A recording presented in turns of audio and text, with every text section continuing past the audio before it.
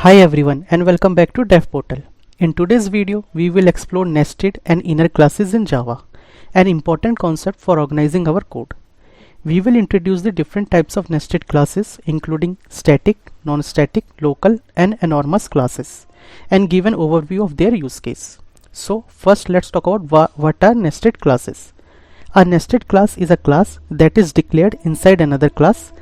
It allows for better encapsulation and modular code organization. There are two main types: static nested classes and inner classes, and we will explore both in this series. Then why we need to use nested classes? Nested classes are useful when one class is tightly coupled with another class. It also helps to logically group classes that we used only by one particular class, making our code easier to read and maintain. In the next video, we will explore static nested classes in detail with practical example. So stay tuned. Don't forget to like, subscribe and hit the bell icon to stay updated with the Dev Portal. Thank you everyone.